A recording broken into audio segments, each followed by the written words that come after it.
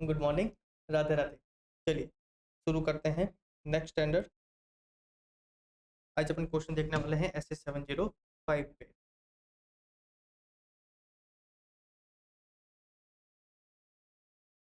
चलिए इसकी भी एक लास्ट की लाइन पढ़ते हैं। देखिए क्या है। The financial statement do not fully disclose this fact. What kind of opinion should C S with issue in case of X Y Z limited. Question किसका है? एस एस 705 का। इसकी बात कर रहा है आपको कैसा ओपिनियन एक्सप्रेस करना चाहिए। अब ये कंपनी है कौन सी? X Y Z. वो क्रेन्स के बिजनेस में जो सी एस सुधीर है वो उसके ऑडिटर है। The company has taken long term funding for fix capital requirement and short term funding for its working capital requirement. During the course of audit, C S Sudhir found that company's financing arrangement are about to expire and company is unable to renegotiate or obtain the replacement financing.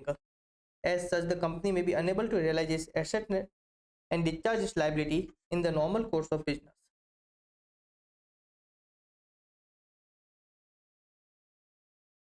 Notes to account annexed to financial statement discuss the magnitude of financial arrangement, the expiration, and the total financing arrangement.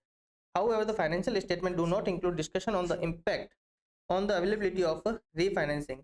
Thus, the financial statement do not fully disclose this fact. What kind of opinion should see Sudhir issue in case of XYZ Limited? तो देखिए कैसा opinion express करेंगे इसमें।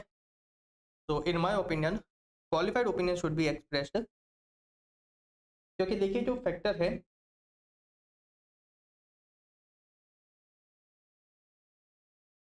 जो वो अपन को कैसा लग रहा है, मटेरियल लग रहा है पर परवेजिव नहीं लग रहा है। Although it's a significant event but pervasive नहीं लग रहा है। इसलिए हमको क्या करना चाहिए, यहाँ पे क्वालिफाइड ओपिनियन एक्सप्रेस करना चाहिए। देखिए इंस्टीट्यूट क्या बोलती है।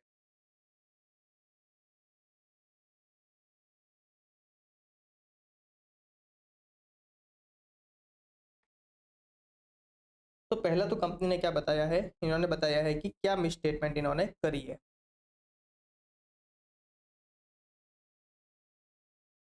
फिर ये क्या बोलता है, जो मिस स्टेटमेंट है वो किस टाइप की है, वो मटेरियल है पर परवेजिव नहीं है। राइट। तो इसके लिए यहाँ पे क्या जाएगा, एक तो जाएगा क्वालिफाइड ओपिनियन और वहां पे क्या जाएगा, basis for qualified opinion. Qualified opinion में हम क्या देंगे, the financial statement present true and fair view except for the matter that have been defined under the basis for qualified opinion. देखिए क्या देंगे, देखिए क्या बोल रहा है, except for the incomplete disclosure of the information referred to in the basis for qualified opinion. Our report, the aforesaid standalone financial statement give the information required by the act in the manner so required and give true and fair view in conformity with the accounting principle generally accepted in India. Right? और फिर basis for qualified opinion में क्या देंगे, अपन reason बताएंगे कि हमारा opinion क्यों है ना मॉडिफाइड है। देखिए as discussed in note 6 of the company's financial arrangement are about to expire and the company has been unable to conclude renegotiation of and replacement financing. This situation indicates that a material uncertainty exists that make a significant doubt on the entity's ability to continue as a going concern. The financial statement do not adequately disclose this matter. Next question देखते हैं क्या है।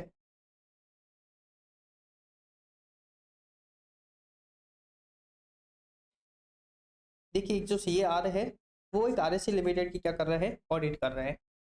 Audit करते वक्त उनको एक miss statement मिली। क्या मिस स्टेटमेंट मिली,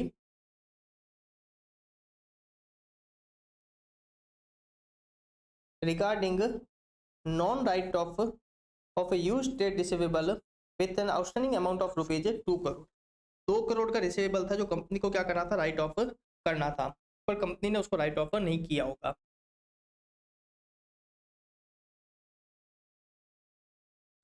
फिर हमने ये क्या था, ये मैटर हमने क्या किया, मैनेजमेंट को कम्युनिकेट भी किया, पर मैनेजमेंट ने उसको करेक्ट नहीं किया। इसके कारण क्या हुआ, as a result the financial statement of the company show profit before tax of rupees 1 crore which is incorrect due to management refusal to correct the aforesaid misstatement. Mortality has been determined for the financial statement 5% of the profit before tax. Okay तो यहाँ पे मर्टिलिटी कितनी है, 5 लाख रुपए, और misstatement कितना है, 2 करोड़ का, 200% है। राइट, जो हमने मर्टिलिटी डिसाइड करी है उसका 200% क्या है, मिसस्टेटमेंट है। इसलिए यहाँ पे ओपिनियन कैसा जाएगा, एडवर्स ओपिनियन जाएगा। क्या जाएगा, एडवर्स ओपिनियन। देखिए ठीक है, क्या बोल रहा है, जो मिस स्टेटमेंट है वो कितनी है, 200% है मटेरियलिटी की। इसलिए मैंने मिस स्टेटमेंट कैसी हुई मटेरियल और परवेजिव है, इसलिए ऑडिटर को क्या करना चाहिए, यहाँ पे एडवर्स ओपिनियन एक्सप्रेस करना चाहिए।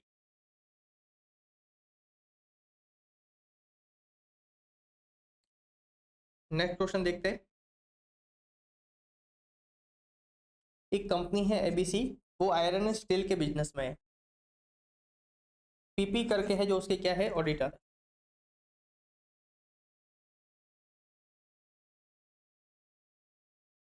ओके, हाँ अब देखिए, जो हमारे जो प्रकाश है वो क्या है, उसके एंगेजमेंट पार्टनर है।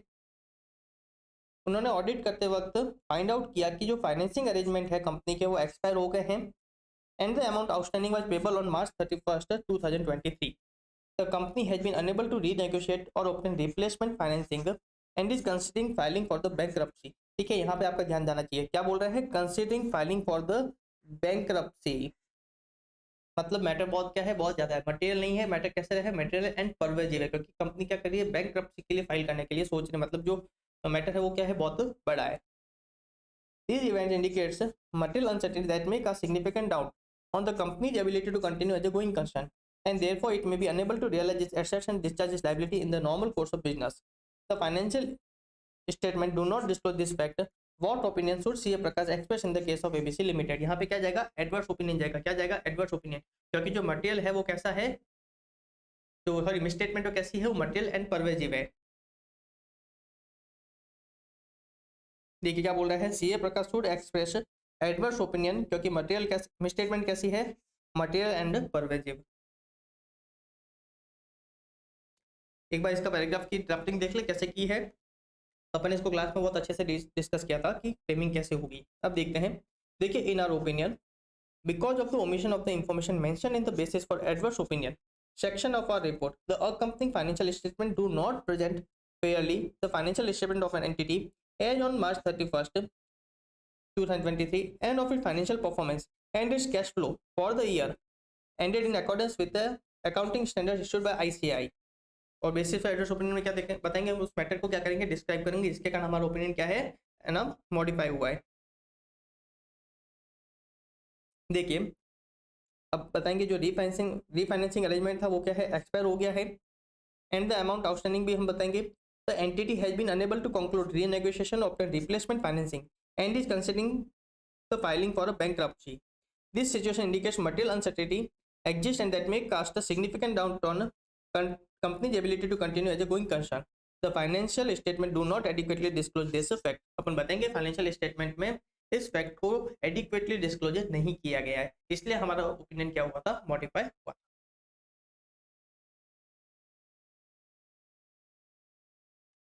नेक्स्ट क्वेश्चन देखते हैं।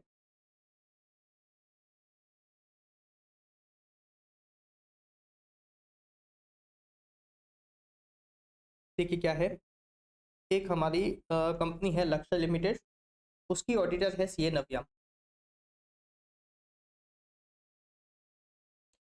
एक लोन्स एंड एडवांसेस का ट्रांजैक्शन है 75 लाख का, जो कंपनी ने दिया होगा हरिहरन प्राइवेट लिमिटेड को। Company has not furnished any agreement to CA नव्या।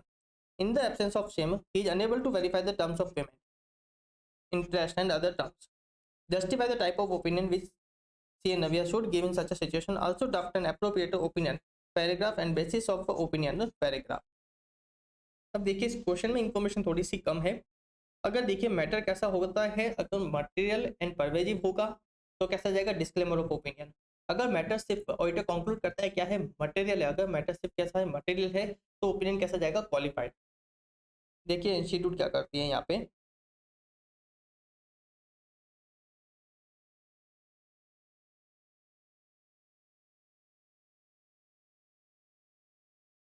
तो क्या बोलते हैं, जो absence of such document in the present case tantamount to material misstatement in the financial statement of the company। However, inability of CA Navya to obtain such audit evidence is to material but not pervasive। okay, तो institute यहाँ पे क्या treat कर रही है, इसको है ना मटेरियल ट्रीट कर रही है, पर परवेजिव ट्रीट नहीं कर रही है। ऑफ कोर्स तो आप भी एग्जाम में ऐसा कर सकते हो, आप एग्जाम में दोनों व्यू दे सकते हो कि अगर ये मटेरियल परवेजिव होता है तो डिस्क्लेमर ऑफ ओपिनियन जाएगा, और सिर्फ मटेरियल है तो ऑडिटर क्या करेगा, यहाँ पे क्वालिफाइड ओपिनियन देगा। यहाँ पे जैसा कि इंस्टीट्यूट ने सिर्फ मटेरियल ट्रीट किया है तो कैसा ओपिनियन जाएगा, क्वालिफाइड ओपिनियन।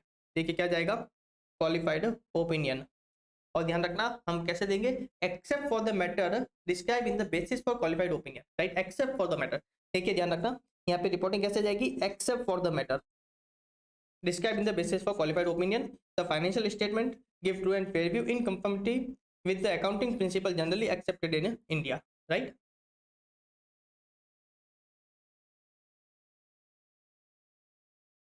यहाँ पे भी बताएंगे कि कंपनी ने हमको क्या किया है, लोन एग्रीमेंट के जो डिटेल्स थे वो फर्निश नहीं किए, इसलिए due to absence of such agreement we were unable to verify the terms of repayment. Next question देखते हैं।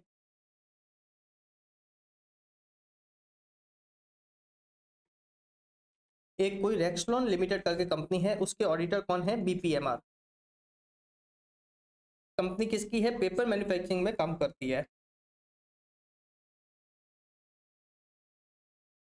After making the significant process in the audit, auditor made the following observation. Audit करते हुए auditor को कुछ fact सामने आए, वो fact आप हमको बता रहे हैं। क्या बता रहे हैं, ठीक है। The management has disclosed in the financial that during the year one of the warehouse of the company was affected due to major flood. As a result of the same, company had incurred some losses, but the management was of the view that it was not material. Okay. और next क्या है, due to the flood, एक second का hold करिएगा।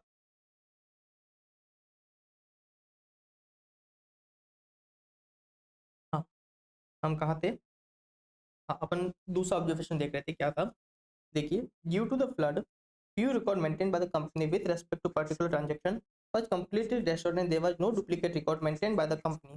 However, those details were not pervasive but material. You are required to advise whether BPM and Associates should report observation 1 and 2 in audit report. If so, under which heading should it be reported? देखिए बड़ा easy है, एक बार आप answer देख लेना, मैं आपको ऐसे ही बता देता हूँ। देखिए जो ऑब्जर्वेशन 1 था उसमें क्या था कि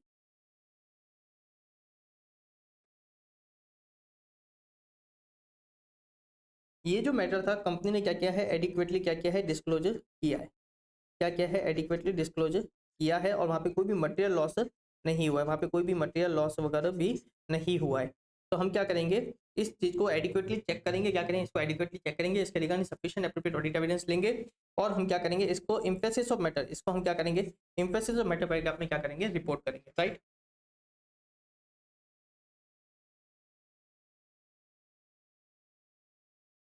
क्योंकि देखिए क्वेश्चन क्या बोल रहा है, मैनेजमेंट इस फैक्ट को प्रॉपरली क्या कर रहा है, फाइनेंशियल में डिस्क्लोजर कर रहा है, राइट। कंपनी क्या कर रही है, इसको एप्रोप्रिएटली डिस्क्लोजर कर रही है। और दूसरा क्या है, कोई ट्रांजैक्शन है जिसके रिगार्डिंग जितने भी रिकॉर्ड्स थे वो कम सारे क्या हो गए हैं, डिस्ट्रॉय हो गए, सारे डिस्ट्रॉय हो गए हैं, और वहाँ पे कोई भी डुप्लीकेट रिकॉर्ड नहीं है। तो हमको उस ट्रांजैक्शन की एप्रोप्रिएटनेस के रिगार्डिंग ऑडिटर के पास कोई भी एविडेंस नहीं है, ऑडिटर कोई भी एविडेंस कलेक्ट नहीं कर सकता है। पर ये पे आगे क्वेश्चन क्या बता रहा है, जो चीजें थी, जो ट्रांजेक्शन था वो क्या था, मटेरियल था पर परवेजिव नहीं था। तो इस केस में क्या होगा, क्वालिफाइड ओपिनियन जाएगा, क्या जाएगा, क्वालिफाइड ओपिनियन जाएगा। यही अगर क्वेश्चन कहता क्या है, मटेरियल एंड परवेजिव है, तो कैसा ओपिनियन जाता, डिस्क्लेमर। पर यहाँ पे क्वेश्चन क्या बोल रहा है कि मटेरियल है पर परवेजिव नहीं है, तो हमारा ओपिनियन क्या जाएगा, क्वालिफाइड ओपिनियन। देखिए इंस्टीट्यूट क्या देती है, देखिए फर्स्ट वन को तो इंस्टीट्यूट बोल रही है कि आप क्या करिए, एज पर 706 इसको है ना emphasis of matter paragraph report करिए। तो देखिए आप क्या करोगे, इसका as emphasis of matter paragraph report करोगे। और सेकंड वाले में क्या बोल रहा है, एज पर ऐसे 705 यहाँ पे ऑडिटर को एविडेंस नहीं मिलता, अनेबल टू अपने sufficient appropriate audit evidence and such matter is material but not pervasive, auditor should issue a qualified opinion, right. Next question देखते हैं।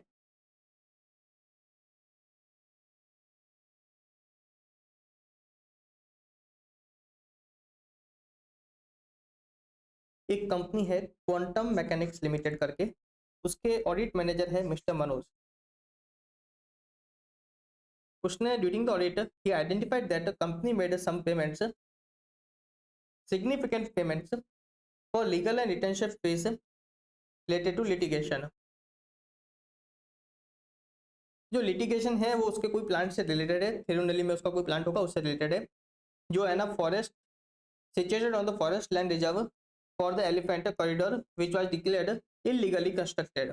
ओके, तो कंपनी ने कोई प्लांट बनाया है कोई फॉरेस्ट एरिया में, और जो नोटिस है वो कैसा है, जो केस चल रहा है वो बोल रहे हैं कि आपने जो प्लांट बनाया है वो इलीगली कंस्ट्रक्ट किया गया है। कंपनी को उस प्लांट को हटाने का है ना नोटिस मिला है by the 31st of May 2022, but it had challenged decommissioning order in High Court and matter was still pending there. The company had not disclosed any information related to litigation in its financial statement for the financial year 22-23. The Tirunelveli plant account for over 75% of the company's annual production, and the audit team expressed concern that decommissioning could significantly disrupt operation and potentially lead to bankruptcy.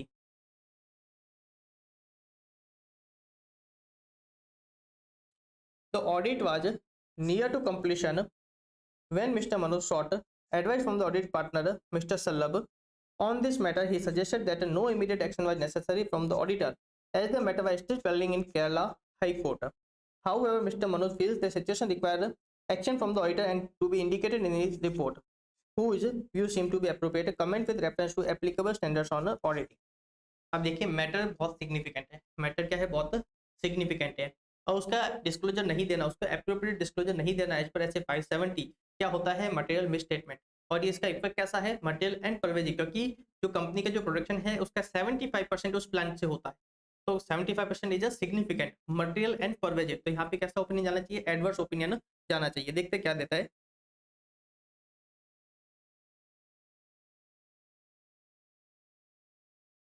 देखिए, as a non-disclosure of such a significant matter would have material and pervasive impact on the financial statement, adverse opinion in this situation appears appropriate. Therefore, Mr. Manoj views seem to be proper, right? तो देखिए यहाँ पे institute किस किस का reference दे रही है, एक तो रेफरेंस दे रही है ऐसे 250 का,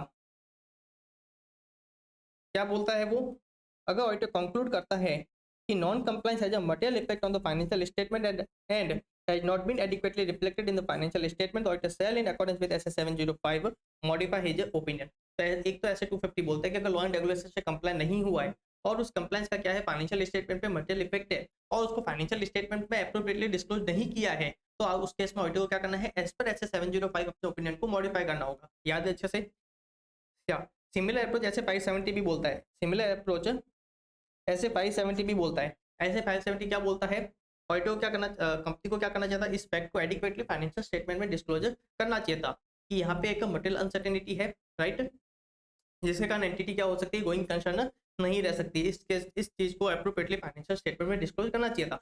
अगर कंपनी उसको डिस्क्लोज नहीं करती तो ऑडिटर क्या करेगा, एज पर SS 705 अपने ओपिनियन को मॉडिफाई करेगा, राइट। तो इस केस में हम क्या करेंगे, एज पर SS 705 अपने ओपिनियन को मॉडिफाई करेंगे। तो अच्छा क्वेश्चन है, ध्यान रखना, इन चीज़ों पे, छोटी छोटी चीज़ों पे ध्यान जाना चाहिए जब क्वेश्चन पढ़ो। जैसे कि यहाँ पे इसने बोला ना कि जैसे 75% वाला था, 75% मतलब क्या हुआ, ये है ना एक परवेजिवनेस को है ना इंडिकेट करता है, राइट। सिमिलर एक अपन ऊपर ऐसा क्वेश्चन और भी देखा था, देखिए ये जब अपन ने क्वेश्चन देखा था मैं बोला था यहाँ पे आपका ध्यान जाना चाहता है किस पे, फाइलिंग ऑफ बैंकरप्सी। तो ये इंडिकेट कर रहा है क्या कि है ना ये जो इफेक्ट है वो कैसा है, परवेजिव वाला है। तो जब क्वेश्चन पढ़ो तो इन छोटी छोटी चीज़ों पे ध्यान देना, इससे आपका आंसर क्या हो सकता है, सिग्निफिकेंटली है ना चेंज हो सकता है।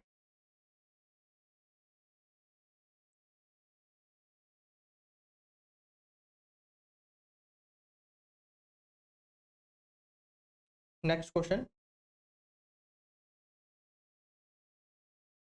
देखिए, एमिनो लिमिटेड है, एक पावर जनरेटिंग कंपनी है,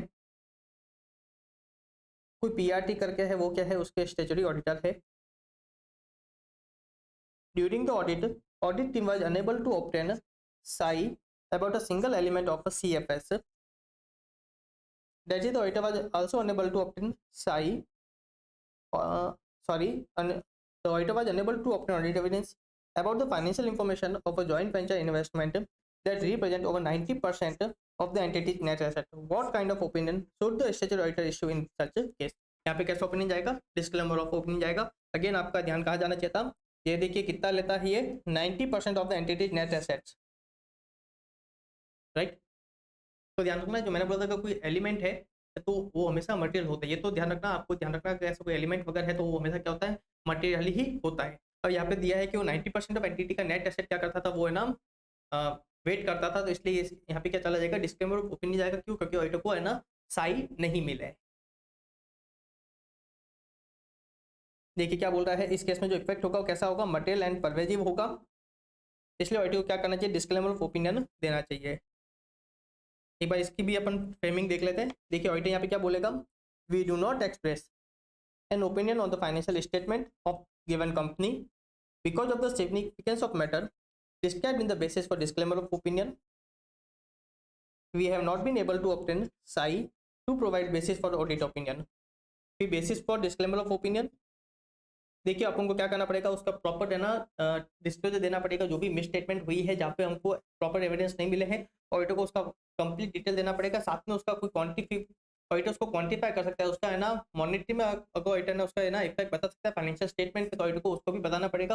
अगर ऑडिटर उस चीज को नहीं बता पाता तो ऑडिटर क्या करेगा, ऑडिटर उस फैक्ट को भी क्या करता है, डिस्क्लोजर करता है, राइट। तो यहाँ पे हम उसका इफेक्ट बता पाएंगे क्योंकि क्वेश्चन ने दिया है क्या है, 90% उसका वेट करता है, तो हम क्या करेंगे, इस चीज को भी यहाँ पे डिस्क्लोजर करेंगे।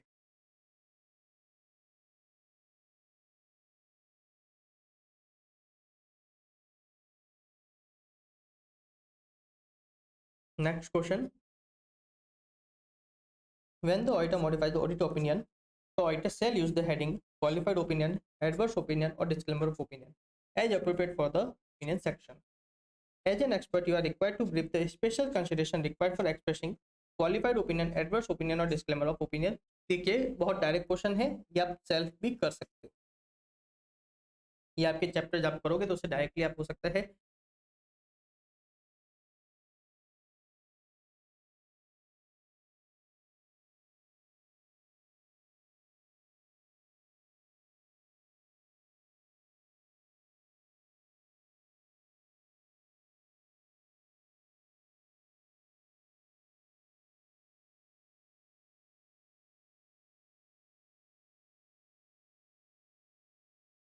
देखिए एक बार डिस्क्लेमर ओपिनियन की मैं आपको दो लाइनें आपको बताना चाहूंगा, बाकी सब तो नॉर्मल एक बार रीड करना, पर आपको मैं ना डिस्क्लेमर ओपिनियन की दो लाइनें बताना चाहूंगा, तो आपको ध्यान रखनी चाहिए, बहुत स्पेशल होती है in case of disclaimer of opinion. देखिए हम क्या करेंगे, auditor shall amend the statement required as per S 700 which indicate that the financial statement have been audited to state that the auditor was engaged to audit the financial statement। हम जो लिखते हैं ना, we have audited the financial statement, auditor उसकी जगह क्या लिखेगा, we were engaged, auditor क्या लिखेगा, वी वर इंगेज्ड। और दूसरा आपका ध्यान जाना चाहिए की ऑडिट मैटर पे, किस पे, की ऑडिट मैटर पे। देखिए unless required by law and regulation, when the auditor disclaim an opinion on the financial statement, the auditor's report shall not include a key audit matter section in accordance with S 701। तो अगर institute अगर आपको exam में हो सकता है सिर्फ disclaimer of opinion बोले, तो आप इस चीज को क्या करना, अच्छे से डिस्क्राइब करना कि ऑडिटर को क्या स्पेशल चीजों का ध्यान रखना है in case of disclaimer of opinion, right. Next question देखते हैं।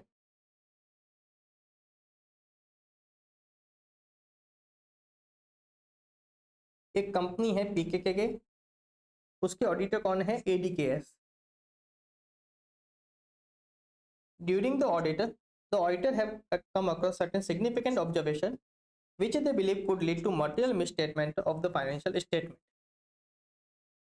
तो देखिए ऑडिटर को यहाँ पे sufficient appropriate audit evidence नहीं मिले हैं। The management has a different view and does not concur with the view of the statutory auditor.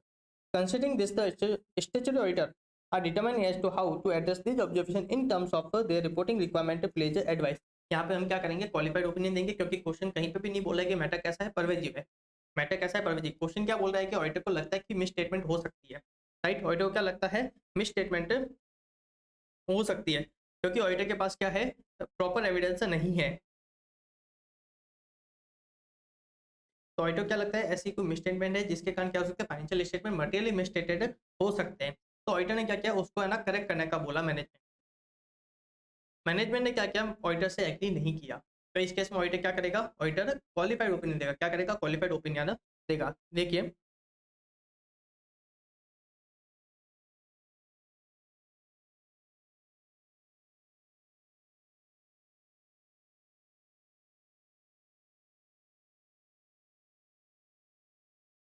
Okay, चलिए थोड़ी सी आई थिंक क्वेश्चन को समझने में गलती हुई है।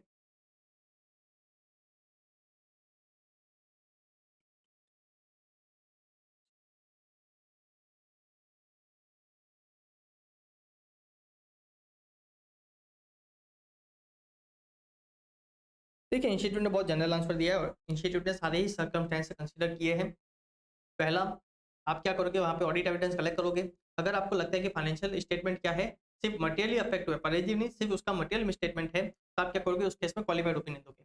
या फिर आपको ऑडिट एविडेंस नहीं मिलते उसके regarding, sufficient appropriate audit evidence नहीं मिलते उसके रिगार्डिंग, और मैटर कैसा है, सिर्फ मटेरियल, मैटर कैसा है, सिर्फ मटेरियल, तो आप क्या करोगे, क्वालिफाइड ओपिनियन दोगे। दूसरा केस इंस्टीट्यूट लेती है कि मान लीजिए आपको सफिशिएंट एप्रोप्रिएट ऑडिट एविडेंस मिल जाते हैं और वो मैटर कैसा है, मटेरियल एंड परवेजिव है, तो आप क्या करोगे, एडवर्स दोगे। तीसरा केस इंस्टीट्यूट ने क्या लिया कि मान लीजिए आपको सफिशिएंट एप्रोप्रिएट ऑडिट एविडेंस नहीं मिलते हैं और मैटर कैसा है, मटेरियल एंड परवेजिव, मैटर कैसा है, मटेरियल एंड परवेजिव, तो आप क्या करोगे, डिस्क्लेमर ऑफ ओपिनियन दोगे।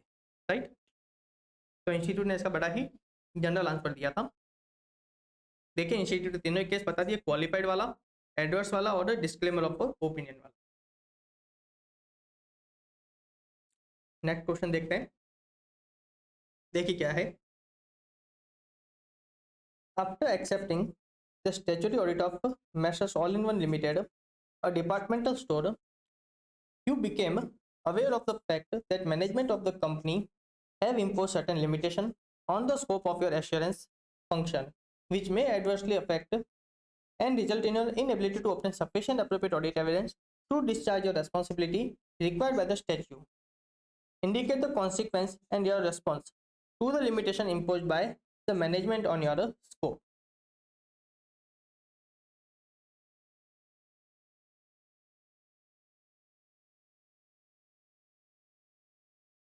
तो देखिए, यहाँ पे क्या है, मैनेजमेंट क्या कर रहा है, लिमिटेशन है ना इम्पोज कर रहा है। मैनेजमेंट क्या कर रहा है, लिमिटेशन लगा रहा है। तो हम क्या करेंगे, सबसे पहले है ना मैनेजमेंट को उस लिमिटेशन को हटाने का बोलेंगे। हटा देती तो वेल एंड गुड, नहीं हटाती तो हम क्या करेंगे, उस मैटर को TCWG के साथ कम्युनिकेट करेंगे। हम बताएंगे कि ये लिमिटेशन हम पे लगाई है, आप इस लिमिटेशन को हटाइए, ये मैटर है। और अगर आप लिमिटेशन नहीं हटाते हो तो इसके हमारी ऑडिट रिपोर्ट पे क्या हो सकता है, इफेक्ट हो सकता है। Right, this may have effect on audit report. ये चीज भी ऑडिट क्या करेगा, TCWG के साथ कम्युनिकेट करेगा। अगर वो हटा देते हैं तो well and good, otherwise audit क्या करेगा, अपने ओपिनियन को मॉडिफाई करेगा। राइट, अब ध्यान रखना, अगर मैटर सिर्फ क्या है, मैटर सिर्फ मटेरियल है, परवेजिव नहीं है, सिर्फ मटेरियल है, तो ऑडिट क्या करेगा, उस केस में क्वालिफाइड ओपिनियन देगा। क्या करेगा, क्वालिफाइड ओपिनियन देगा। तो मान लीजिए मैटर कैसा है, qualified sorry material and pervasive, matter कैसा है, मटेरियल एंड परवेजिव, तो उस केस में ऑडिट क्या करेगा, विड्रॉल का ऑप्शन देखेगा। अगर अवेलेबल है तो क्या करेगा, विड्रॉल का ऑप्शन देखेगा। और ध्यान रखना, जो विड्रॉ में जो अपने पॉलिसी जो अपने देखी थी, अभी तक अपन जो विड्रॉ में पॉलिसी देख रहे हैं, that was given under SQC 1, auditor उसको ध्यान रखना, ऑडिटर उसको फॉलो करेगा विड्रॉल के केस में। और अगर विड्रॉल पॉसिबल नहीं है तो ऑडिटर क्या करेगा, डिस्क्लेमर ऑफ ओपिनियन देगा। क्या करेगा, डिस्क्लेमर ऑफ ओपिनियन देगा। तो देखिए, ऑडिटर सबसे पहले क्या करेगा, मैनेजमेंट को रिक्वेस्ट करेगा कि आप क्या करिए, इस लिमिटेशन को रिमूव करिए। If management refuse to remove the limitation, auditor क्या करेगा, TCWG को मैटर क्या करेगा, कम्युनिकेट करेगा and determine whether it is possible to perform alternate procedure to obtain sufficient appropriate audit evidence. आप क्या करोगे, साथ में alternate audit procedure भी perform करोगे in order to obtain sufficient appropriate audit evidence. If the auditor is unable to obtain sufficient appropriate audit evidence, auditor shall determine the implication as follows. अगर matter कैसा है, सिर्फ material है, तो auditor क्या करेगा, क्वालिफाई करेगा अपने ओपिनियन को। अगर मैटर कैसा है, मटेरियल एंड परवेजिव, तो ऑडिटर क्या करेगा, shall withdraw from the audit where practicable and possible under applicable law and regulation. Auditor क्या करेगा, पहले विड्रॉल का ऑप्शन देखेगा। अगर विड्रॉल प्रैक्टिसेबल नहीं है तो ऑडिटर क्या करेगा, डिस्क्लेमर ऑफ ओपिनियन देगा ऑन द फाइनेंशियल स्टेटमेंट। और ध्यान रखना, अगर ऑडिटर विड्रॉ करता है, अगर ऑडिटर विड्रॉ करता है तो उस केस में इस मैटर के लिए अलावा, इस मैटर के अलावा और कोई ऐसा मैटर था जहाँ पे मिस स्टेटमेंट थी जिसके कारण ऑडिटर का ओपिनियन मॉडिफाई हो सकता है, तो ऑडिटर क्या करेगा, उसको TCWG के साथ कम्युनिकेट करेगा। देखिए, if the auditor withdraws before withdrawing, the auditor shall communicate to TCWG any matter regarding misstatement identified during the audit that would have given rise to modification of the opinion. Right?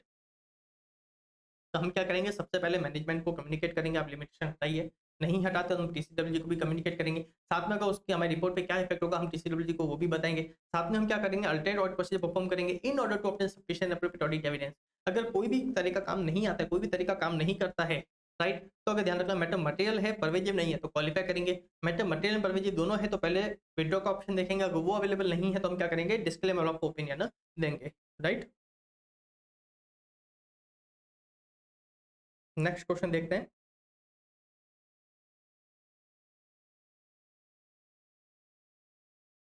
कोई एक section 8 company है that is non profit वाली, आप क्या हो, उसके auditor हो।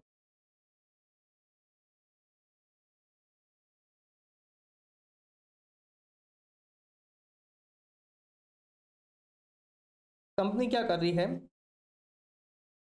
Company auditor को लगता है कि कंपनी को अपने फाइनेंशियल स्टेटमेंट इन डेज पे बनाने चाहिए, पर कंपनी क्या कर रही है, उसको है ना, जो अर्लियर गैप था उसके बेसिस पे अपनी है ना फाइनेंशियल स्टेटमेंट को बना रही है, और सेम नोट क्या कर रही है कंपनी है ना फाइनेंशियल स्टेटमेंट में दे रही है। How would you report on this financial statements. देखिए यहाँ पे जो आंसर दिया हुआ है ना इस केस में, मेरा आंसर उससे थोड़ा सा डिफर करता है।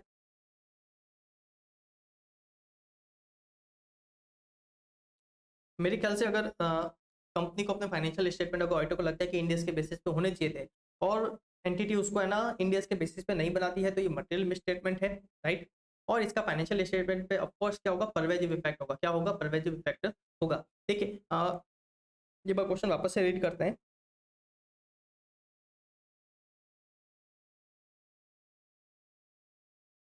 देखिए क्लियरली बोला है, जो ऑडिटर है वो फाइंड कर रहा है, मतलब कंक्लूड कर रहा है क्या, कि एंटिटी के जो फाइनेंशियल स्टेटमेंट बनने चाहिए थे वो किस पे बनने चाहिए थे, इन डेज पे बनने चाहिए थे, तो कंपनी क्या कर रही है, इन डेज के अकॉर्डिंग अपने फाइनेंशियल स्टेटमेंट को नहीं बना रही है, बराबर।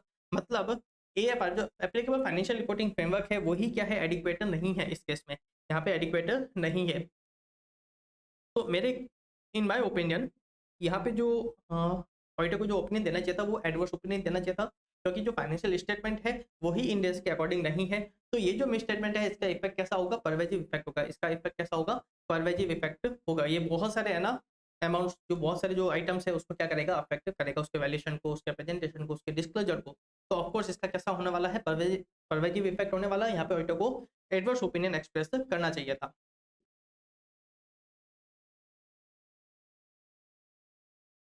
पर यहाँ पे जो आंसर है, यहाँ पे ये क्या बोल रहे हैं,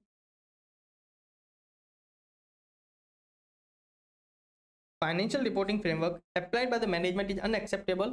Hence, auditor is required to disclaim the opinion in accordance with the SS 705 or withdraw from the engagement. Right?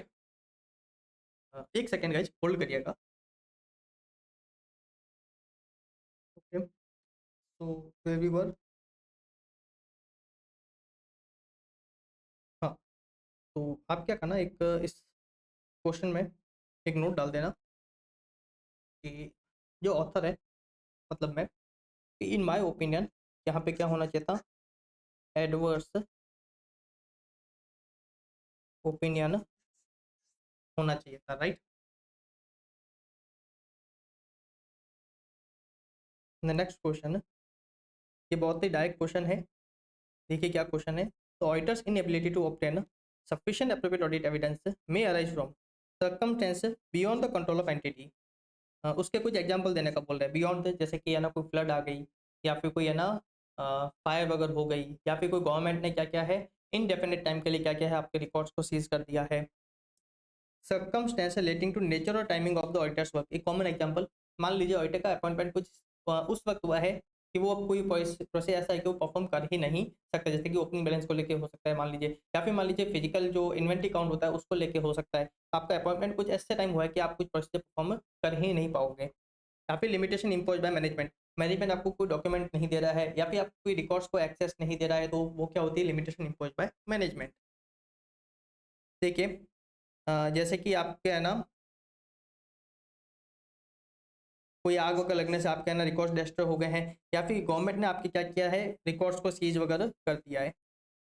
Circumstance related to nature and timing of auditor's work, देखिए the timing of auditor's appointment is such that auditor is unable to observe the counting of the physical inventory, the auditor determine that performing substantive audit procedure alone is not sufficient but the entity's controls are not effective, limitation imposed by management, management क्या कर रहा है, आपको physical inventory count को attend नहीं करने दे रहा है। आपको प्रिवेंट कर रहा है। यहाँ पे ऑडिटर एक्शनल कंफर्मेशन लेना चाह रहा है in relation to some account balance, और मैनेजमेंट क्या कर रहा है, उसको अलाउ नहीं कर रहा है, राइट। नेक्स्ट क्वेश्चन,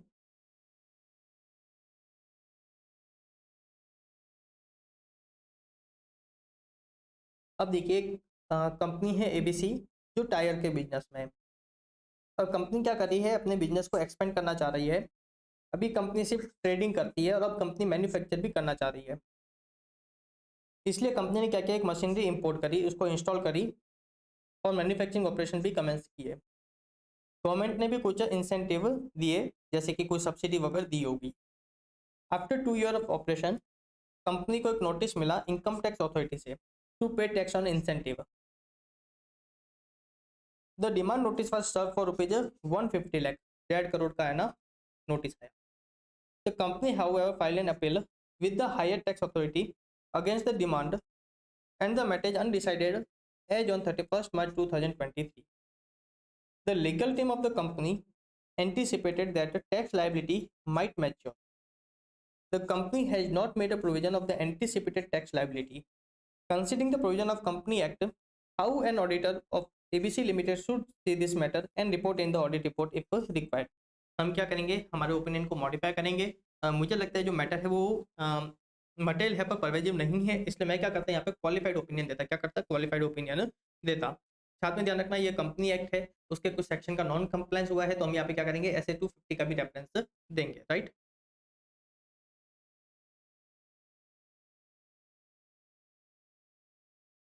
देखिए यहाँ पे क्या बोल रहा है, ऑडिटर को क्या करना चाहिए, अपने ऑडिट को क्वालिफाई करना चाहिए, ऑडिटर को यहाँ पे क्वालिफाइड ओपिनियन देना चाहिए।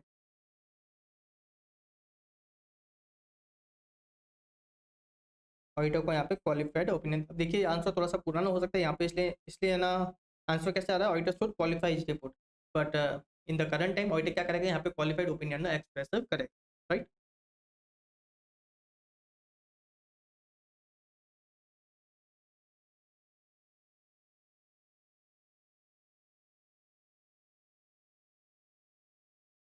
नेक्स्ट क्वेश्चन,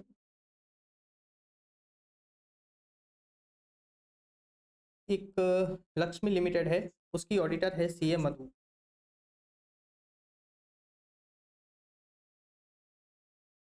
ये रिपीटेड क्वेश्चन है, एक बार आप देख लेना।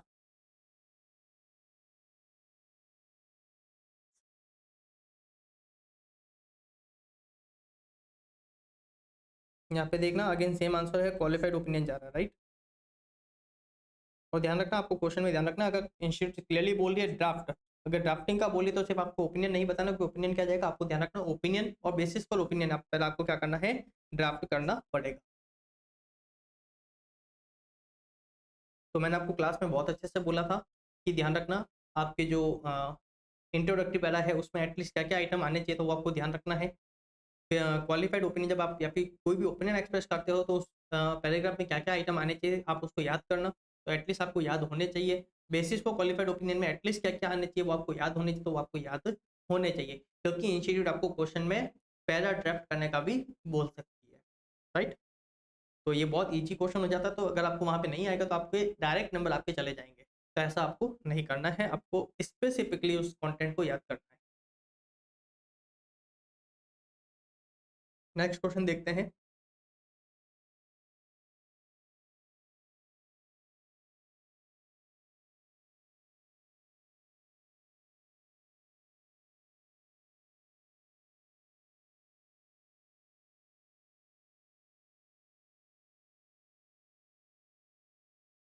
अब देखिए एक मैसर्स जीएन एंड एसोसिएट करके है, एक कंपनी है टी लिमिटेड, वो उसे क्या है ऑडिटर। वो कंपनी चाय के बिजनेस में, किसके बिजनेस में, चाय के बिजनेस में है। वो ब्लेंड करती है, प्रोसेस करती है, पैकिंग करती है, सेल करती है। अब कंपनी ने क्या किया है, during the year company enter into a joint venture for purchasing tea garden in Sri Lanka and Kenya. Now, during the year, the audit team was unable to obtain sufficient appropriate audit evidence about a single element of a CFS, being a joint venture investment in Kali Limited, representing over 90% of the group net assets, having both a material and pervasive possible effect to the CFS. The group investment in Kali Limited is carried at 100 crore in the group consolidated balance sheet. तो देखिए question ने खुद ने ही बोल दिया है कि auditor आप सफिशिएंट एप्रोप्रिएट ऑडिट एविडेंस नहीं ले पा रहे हो, राइट, और जो मैटर है वो कैसा है, मटेरियल एंड परवेजिव है, तो आप क्या करोगे, डिस्क्लेमर ऑफ ओपिनियन दोगे, क्या करोगे, डिस्क्लेमर ऑफ ओपिनियन दोगे।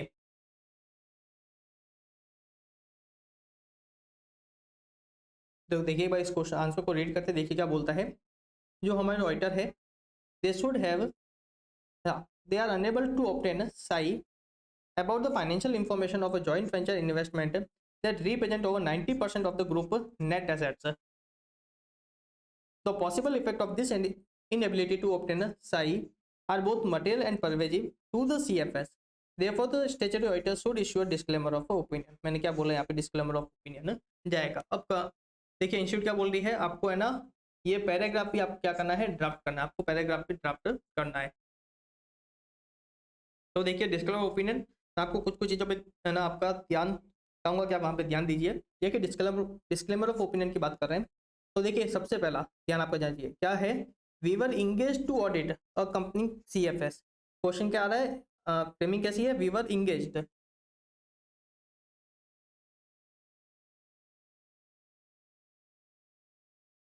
अब ध्यान रखना। देखिए हम क्या क्या चीज़ यहाँ पे देंगे, एक तो consolidated balance sheet, consolidated P&L, consolidated cash flow statement and notes to the consolidated financial statement.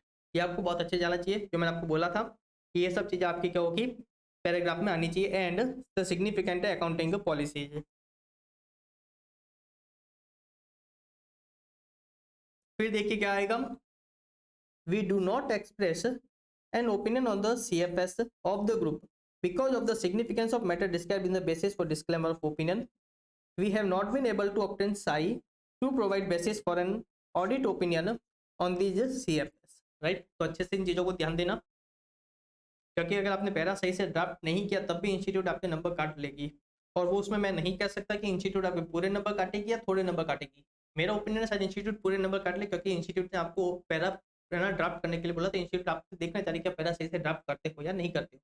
अगर आप वहाँ पे कुछ गलती करते हो तो इंस्टीट्यूट उसके क्या करेगी, नंबर काटेगी। अब basis for disclaimer of opinion, तो आप देखिए पहले बताएंगे, पहला क्या बताओगे, जो ग्रुप इन्वेस्टमेंट है in the joint venture Kali limited is carried at 100 crore in the group CFS, group consolidated balance sheet, which represent 90% of the group net assets. We were not allowed access to management and the auditor of XYZ company, including XYZ company's auditor documentation. As a result, we were unable to determine whether any adjustment were necessary in respect of a group of proportional share of Kali Limited assets that it controlled jointly. तो मतलब इस तरीके से आपको क्या करना है, अच्छी तरीके से है ना एक्सप्लेन करना है। Next question,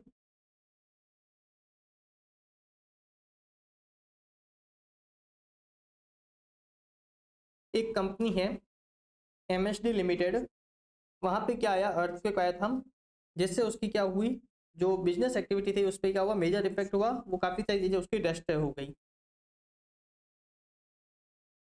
Now this circumstance indicate a material uncertainty on the company's ability to continue as a going concern. Due to such event, it may not be possible for the company to realize its assets or pay off the liability during the regular course of its business. The financial statement and notes to the financial statement of the company do not disclose this fact. What kind of opinion should the statutory auditor of MSD issue in such a circumstance? अब देखिए यहाँ पे जो circumstance है वो बहुत बड़ा लग रहा है, circumstance बहुत बड़ा लग रहा है, इसलिए हम यहाँ क्या करेंगे, disclaimer of opinion देंगे। क्या करेंगे, सॉरी देखिए कंपनी डू नॉट डिस्क्लोज, देखिए क्या बोल रही है, company do not disclose this fact, company इस फैक्ट को डिस्क्लोज नहीं कर रही है, तो हम यहाँ पे क्या करेंगे, एडवर्स ओपिनियन देंगे। क्या करेंगे, एडवर्स ओपिनियन देंगे, राइट। तो मैटर कैसा है, बहुत बड़ा है, राइट, मैटर कैसा है, बहुत बड़ा है, जिसका क्या है, मटेरियल एंड परवेजिव इफेक्ट है, राइट, इसका क्या है, मटेरियल एंड परवेजिव इफेक्ट है। और कंपनी अगर उसका डिस्क्लोजर नहीं देती है, कंपनी उसका डिस्क्लोजर नहीं देती है, तो यहाँ पे ओपिनियन कैसा जाएगा, एडवर्स ओपिनियन जाएगा। क्या जाएगा, एडवर्स ओपिनियन। देखिए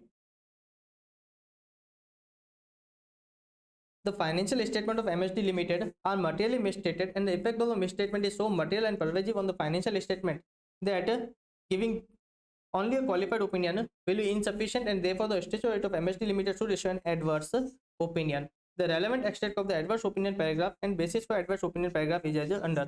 या पेपर ड्राफ्टिंग आपको देख लेना। अब मैं आपको एक ही चीज कहना चाहूंगा कि अगर आपने अभी तक ड्राफ्टिंग पे ध्यान नहीं दिया है, खास करके ओपिनियन पैरा और बेसिस फॉर ओपिनियन पैराग्राफ, अगर आपने उसकी ड्राफ्टिंग पे ध्यान नहीं दिया है तो प्लीज उस पर ध्यान दीजिएगा प्लीज, क्योंकि देख लीजिए इंस्टीट्यूट ने ये क्वेश्चन कितनी बार पूछा है कि आप ओपिनियन को ड्राफ्ट करिए, तो इसकी हाई प्रोबेबिलिटी है कि इंस्टीट्यूट आपको वापस से ड्राफ्टिंग करने का बोल सकती है एग्जाम में, राइट। तो आप क्या करना, ड्राफ्टिंग को अच्छी तरीके से दिमाग में सेट करना, बहुत ईजी है। सिर्फ ड्राफ्टिंग मॉडिफिकेशन ऑफ ओपिनियन को लेके ही नहीं, जो हमारा एम्फेसिस ऑफ मैटर पैराग्राफ है, जो की ऑडिट मैटर पैराग्राफ है, जो अदर मैटर पैराग्राफ है, आपको क्या करना है, इन सबकी ड्राफ्टिंग देखनी है, आपको इन सबकी ड्राफ्टिंग देखनी है, क्योंकि क्वेश्चन एग्जाम में क्वेश्चन आ सकता है इस पे, राइट।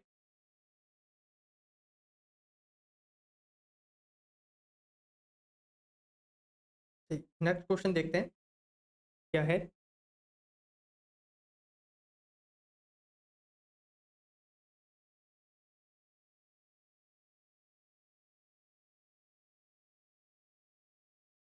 देखिए, आप ऑडिटर हो किसके, आप ऑडिटर अपॉइंट हुए हो, एक कंपनी है धर्मनाथ और सन्स, वो अपने आपको अपॉइंटमेंट हुआ है अप्रैल 2023 में। कंपनी अपने जो फाइनेंशियल स्टेटमेंट बना रही है वो बना रही है as per accounting standards. The management has introduced a new computerised account receivable system from November 22। आपका अपॉइंटमेंट कब हुआ है, अप्रैल 23 में, और कंपनी ने नया सिस्टम कब इंप्लीमेंट किया है, नवंबर 22 में। और जो वो जो प्रोसेस है इम्प्लीमेंटेशन का, and still company has implemented the new system from November 22 and still in the implementation phase, and thus management is in the process of rectifying system deficiency and correcting the errors.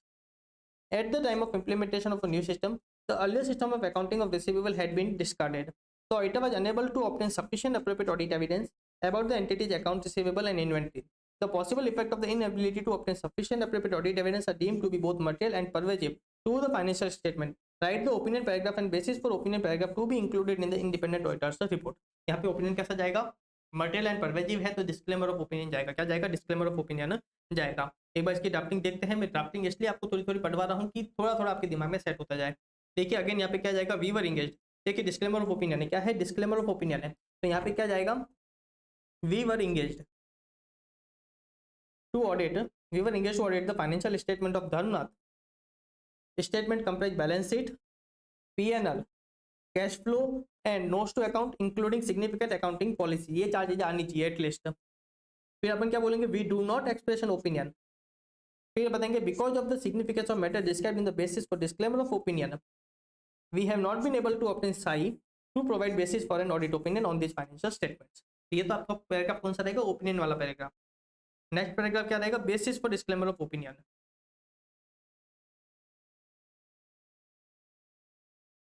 अब देखिए पहला तो auditor बताएगा हमारा जो appointment हुआ था वो कब हुआ था, अप्रैल में हुआ था, तो हम बताएंगे क्या था, we were not appointed as auditor of company until 31 March 2023। इसलिए हम जो इन्वेंट्री का जो फिजिकल काउंट था हम उसको अटेंड नहीं कर पाए, दस did not observe the counting of the physical inventory counting at the beginning and the end of the year.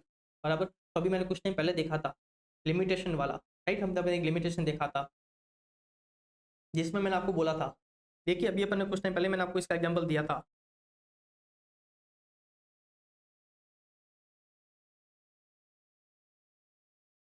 Circumstance related to nature and timing of auditor's work, जिसमें मैंने आपको बोला था आप क्या करोगे, अपॉइंटमेंट वाले का भी दे सकते हो। तो इसमें हमारा अपॉइंटमेंट कब हुआ था, अप्रैल में हुआ था, तो हम फिजिकल इन्वेंट्री काउंटर ना ही बिगनिंग की अटेंड कर पाए ना ही एंडिंग की अटेंड कर पाए, right. We were unable to satisfy ourselves by alternate means concerning the inventory quantity held at March 31st 22 and 23 which are stated in balance sheet at the given rupee respectively। तो of course मैंने आपको क्या बोला था, आपको उसका description भी देना है स्टेटमेंट का किस टाइप की है, और साथ में अगर उसका क्वांटिफिकेशन आप कर सकते हो आपको क्या करना है वो भी करना है। अगर क्वांटिफिकेशन आप नहीं कर पाओगे तो उसका भी आपको क्लियरली मेंशन करना है कि हम इसका क्वांटिफिकेशन नहीं कर पा रहे हैं। फिर क्या बताता है, in addition to the introduction of new system in November 22 result in numerous error in account receivable as As of the date of our report, management was still in the process of rectifying the system deficiency and correcting the errors. We were unable to confirm or verify by alternate means the account receivable indicated in the balance sheet at a total amount of rupees this. As a result of this matter, we were unable to determine whether any adjustment might have been found necessary in the respect of recorded, unrecorded inventory and account receivable, and the element making up the statement of a P&L. Right? तो ध्यान रखना यहाँ पे ये जो अपने ये जो क्वांटिफाई करता है, आपको भी एग्जाम में उसको क्वांटिफाई करना है। राइट, आपको भी क्या करना है, उसको एग्जाम में क्वांटिफाई करना है। तो पहला तो आपको मिसस्टेटमेंट का नेचर बताना है कि किस टाइप की मिसस्टेटमेंट थी, क्या कारण थे, और साथ में उसका क्वांटिफिकेशन भी करना है, साथ में उसका क्वांटिफिकेशन भी बताना है। राइट, वो कितने अमाउंट की थी। राइट, नेक्स्ट क्वेश्चन देखते हैं। 2 मिनट का ब्रेक लेते हैं, फिर नेक्स्ट क्वेश्चन देखते हैं। राइट,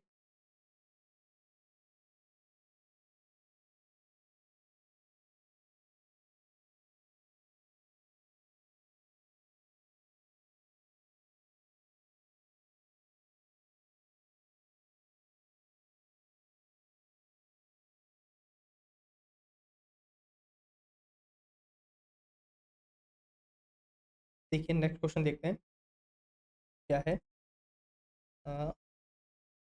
एक कंपनी है सीक इंडिया लिमिटेड करके, उसके ऑडिटर है CA के। ओके, CA के अभी रिसेंटली है ना ऑडिटर अपॉइंट हुए हैं फॉर द फर्स्ट टाइम, मतलब फर्स्ट टाइम ऑडिट कर रहे हैं।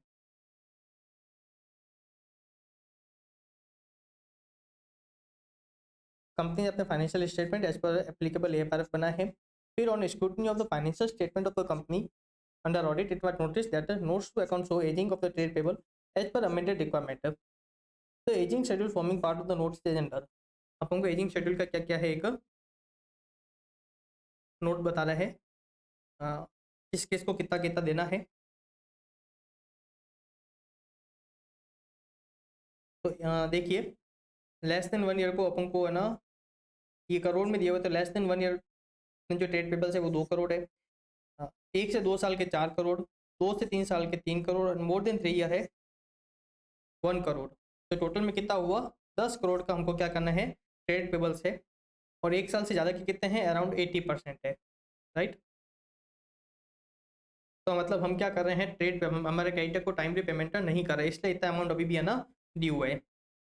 अब ये क्या बोलता है, besides above the current ratio, debt equity ratio, trade payable turnover ratio and net profit ratio is disclosed in notes to account have slipped drastically as compare to last year and the from standard norms. मतलब एक तो हम हमारे creditor को payment नहीं कर रहे। देखिए क्वेश्चन क्या बना रहा है, पेमेंट, एक मिनट, अपन इसके लास्ट में 2 लाइन में पढ़ना चाहूँगा क्या है। There is no information with respect of in this aspect in financial statement and notes to account. Discuss how Mr. CA should deal with the above for reporting in his audit report under the Companies Act 2013. Okay, देखिए कुछ facts हमको है ना question बता रहा है, और फिर ये लास्ट में क्या लिखा है कि कंपनी उस फैक्ट्स को एप्रोप्रिएटली डिस्क्लोज नहीं कर रही है फाइनेंशियल स्टेटमेंट में, तो ऑडिटर उसको किस तरीके से डील करेगा। तो देखिए क्या क्या फैक्ट्स अभी तक अपने पास सामने क्या क्या फैक्ट्स आए। एक तो जो एंटिटी है वो क्रेडिटर्स को क्या कर रही है, टाइमली पेमेंट नहीं कर पा रही है।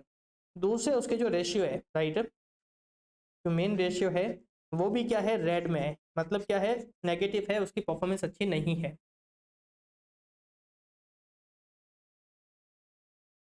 और उसके regarding there is no other relevant information concerning above in notes to account. ये हटा देना, नील ये गलती से आ गया यहाँ पे, इसको हटा देना। फिर क्या बोल रहा है, further on reviewing the bank statement of cash credit limit, it was noticed that there is no debit transaction in the month of March. On inquiry, he came to know that a stock audit of company was conducted in the month of January, and the stock auditor have commented wide the report dated 25 Feb 2023. The company had negative drawing power due to high creditors. Accordingly, the banker have refused further debit in the cash credit account from the start of March 23. Okay, तो bank भी अब क्या कर रही है, further credit नहीं दे रही है, बैंक भी अब फर्दर क्रेडिट नहीं दे रही है। राइट, और इन सबके रिगार्डिंग फाइनेंशियल स्टेटमेंट में कोई भी है नाम डिस्क्लोजर नहीं है। अब देखिए, अब इसके रिगार्डिंग कंपनी को डिस्क्लोजर देना चाहिए था। देखिए इन सब के कारण हो सकता है कि मटेरियल अनसर्टेनिटी हो, जिसके कारण एंटिटी हो सकता है गोइंग कंसर्न ना रहे, बराबर। ये सारे इंडिकेशन उसको है ना इंडिकेट करिए, ये सारी सिग्निफिकेंट है ना कंडीशन थे, राइट। तो एंटिटी को इसको है ना एज पर ऐसे 570 डिस्क्लोजर करना चाहिए था, राइट। साथ में जो हमारा जो अकाउंटिंग स्टैंडर्ड जो AFRF है, इंडियस, उसके अकॉर्डिंग भी है ना एंटिटी को इन चीज़ों को डिस्क्लोजर करना चाहिए था। पर एंटिटी क्या कर रही है, इन चीज़ों को डिस्क्लोजर नहीं कर रही है, बराबर। अब ध्यान रखना हमको ओपिनियन कैसे देना है। अब अगर ये मैटर कैसा है, मटेरियल एंड परवेजिव है, राइट। अगर मटेरियल एंड परवेजिव है तो यहाँ पे ओपिनियन कैसा जाएगा, एडवर्स ओपिनियन। और अगर ये मैटर सिर्फ मटेरियल है, परवेजिव नहीं है, तो ओपिनियन कैसा जाएगा, क्वालिफाइड। तो आप क्या करना, दोनों ही व्यू एक्सप्रेस कर देना, दोनों ही व्यू एक्सप्रेस कर देना। तो देखिए सारे क्या बोले, जो सारे फैक्टर है ये क्या इंडिकेट कर रही है कि यहाँ पे क्या है, material uncertainty exist that may cast significant doubt on the company's ability to continue as a going concern. और इसका कोई भी एक्सप्रेस डिस्क्लोजर फाइनेंशियल स्टेटमेंट में नहीं है।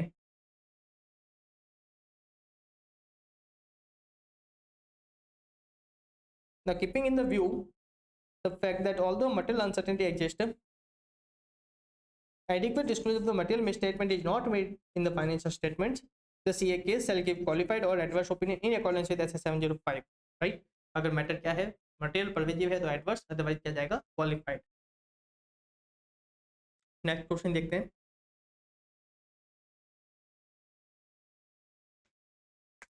एक कंपनी है PQR, उसकी ऑडिट कर रहे हैं CA अभिमन्यु। अब ऑडिट करते हुए उनके सामने कुछ फैक्ट्स आए हैं जो अपन को बता रहे हैं। क्या फैक्ट्स हैं, देखिए। उनके कोई डेटर्स है 150 करोड़ थे।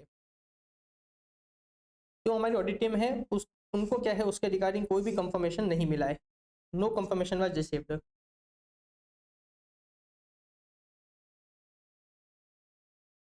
साथ में क्या क्या है, डेटर ने कुछ डिफॉल्ट किया है रीपेमेंट करने में, कंपनी को है ना टाइमली उसका पेमेंट नहीं मिला होगा, इसलिए कंपनी ने क्या किया, 25 करोड़ का क्या किया, एक डेट है ना प्रोविजन बना दिया उसके लिए।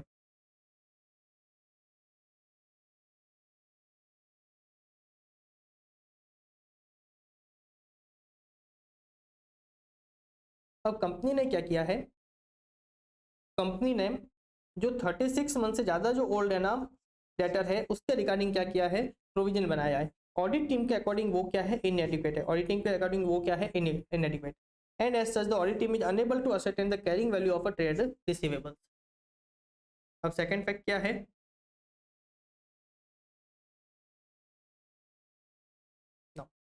Further in respect of inventory which constitute a 40% of a total assets of company during the reporting period. The management has not undertaken physical verification of the inventory at periodic interval.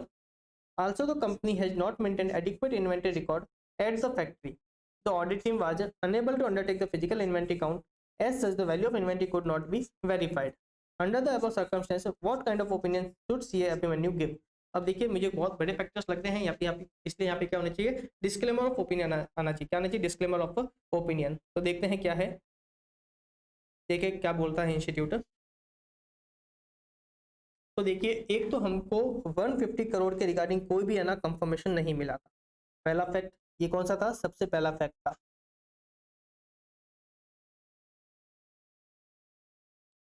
और second fact क्या है, auditor team is unable to ascertain the carrying value of trade receivables, ये था दूसरा fact. तीसरा fact क्या है,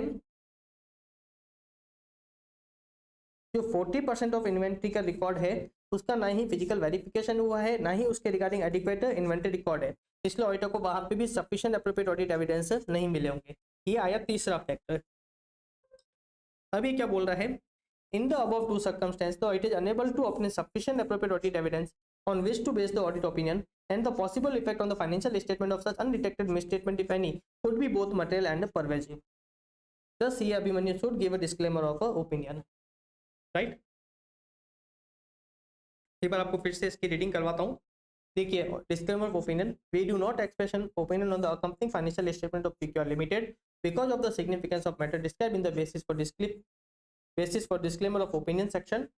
We have not been able to obtain a SAI to provide basis for an audit opinion on these financial statements.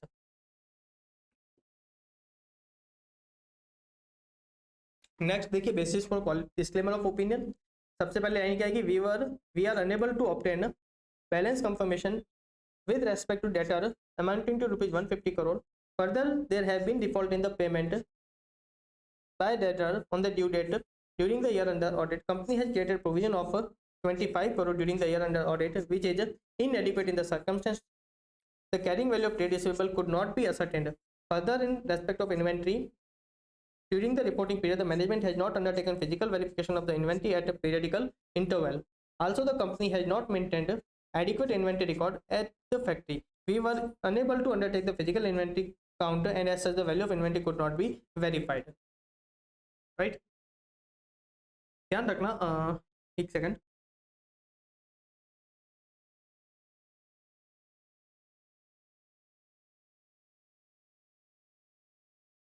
अब देखिए, इस पे एक चीज ध्यान रखना. देखिए यहाँ पे है ना, क्वेश्चन ने स्पेसिफिकली पूछा है what kind of opinion should CA Abhimanyu give. मतलब ये सिर्फ आपको आंसर सिर्फ ऐसे के अकॉर्डिंग देना का बोल रही है. अगर यहाँ पे बोलते कि यहाँ पे स्टैट्यूटरी ऑडिटर की क्या लाइबिलिटी है, राइट, और मान लीजिए क्वेश्चन 6 नंबर का ऐसा कुछ होता, तो ध्यान रखना आपको थोड़ा सा रेफरेंस आपको कारों का भी देना चाहिए था. थोड़ा सा रेफरेंस आपको क्या करना चाहिए था, कारों का भी देना चाहिए, राइट, क्योंकि वो भी बोलता है कि इन्वेंट्री का फिजिकल वेरिफिकेशन मैनेजमेंट को ईयरली बेसिस पे करना चाहिए. तो अगर मैनेजमेंट नहीं कर रही है तो उसको अपन को वहाँ पे रिपोर्ट करना.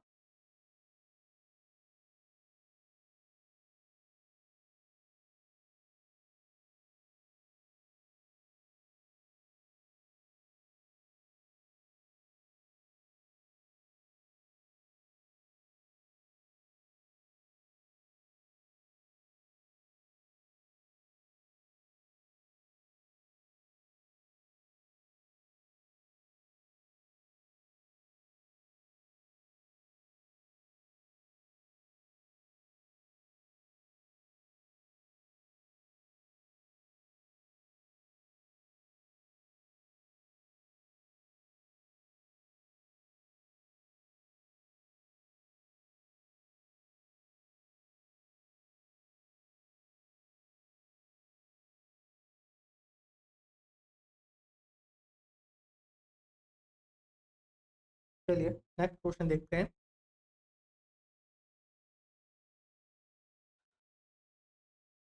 एक आरजे लिमिटेड है, उसकी ऑडिटर कौन है, CA Uma. Company electronic product के क्या है, प्रोडक्शन का काम करती है. The CA Uma obtained certain audit evidence of incorrect disclosure of a related party transaction and a structured finance deal which was not considered with the affirmation leading to misstatement in the financial statement. Discuss how CA Uma should deal with the situation in the auditor's report and the different options which can be considered. Okay. तो क्या हुआ है कि हम related party के साथ कुछ transaction वगैरह हुए हैं, कुछ डील वगैरह हुई होगी. तो हमारे जो ऑडिट एविडेंस है उसके रिगार्डिंग कुछ अलग इन्फॉर्मेशन बनती है, जो फाइनेंशियल स्टेटमेंट में वहाँ पे कुछ अलग इन्फॉर्मेशन दी हुई है. मतलब ये क्या हुई, मिस स्टेटमेंट हुई. मतलब क्वेश्चन के हिसाब से क्या है, रिलेटेड पार्टी रिलेटेड, वहाँ पे क्या है, मिस स्टेटमेंट है. क्या है, मिस स्टेटमेंट है.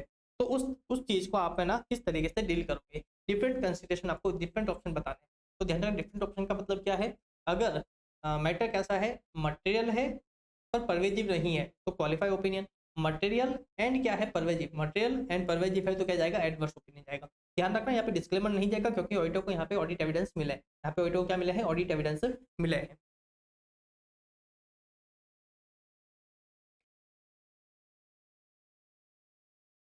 देखिए, in the present case during the course of audit CA Uma obtained certain audit evidence which were not consistent with the affirmation made in the financial statement. Therefore, CA Uma should modify his report in accordance with SS 705. Now, since CA Uma has obtained audit evidence which are inconsistent with the affirmation made in the financial statement, CA Uma should modify opinion as per the circumstance of the case. दो option होते हैं, या तो qualified opinion express करने का या फिर adverse opinion express करने का. नेक्स्ट स्टैंडर्ड शुरू करते हैं ऐसे 706, राइट. ऐसे 706 अपन शुरू कर रहे हैं. कौन सा है, एम्फेसिस ऑफ मैटर पैराग्राफ और other matter paragraph in the auditor's report.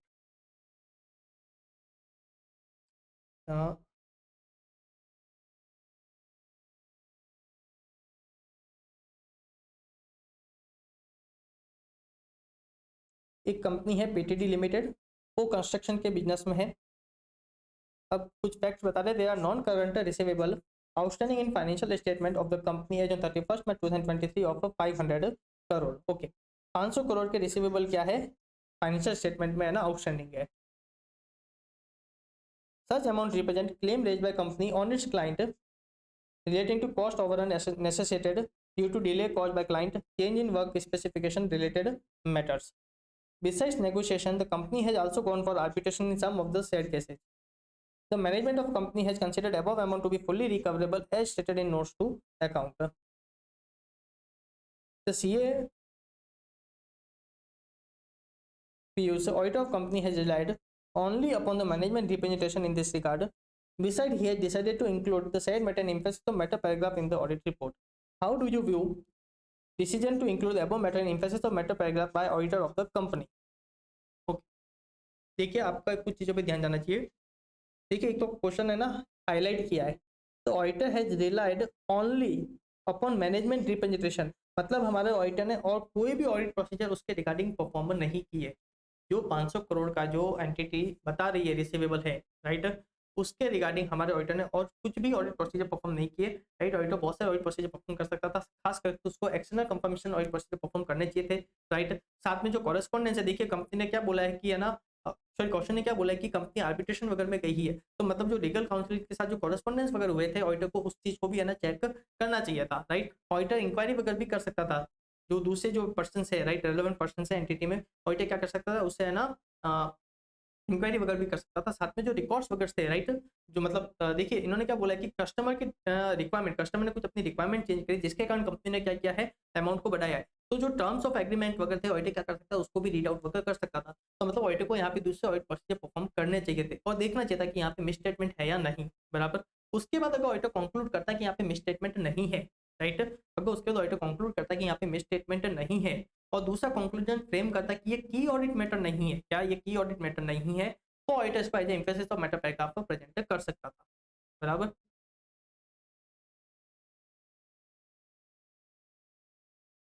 तो पहला तो बताता है कि emphasis of matter paragraph as per 706 कब दिया जा सकता है, कब दिया जाता है। एक तो मिस स्टेटमेंट नहीं है, दूसरा उसका फाइनेंशियल स्टेटमेंट में क्या है, एप्रोप्रिएट डिस्क्लोजर है, और तीसरा वो की ऑडिट मैटर नहीं होना चाहिए। तो उस केस में हम क्या कर सकते हैं, उसको as emphasis of matter paragraph दे सकते हैं, राइट।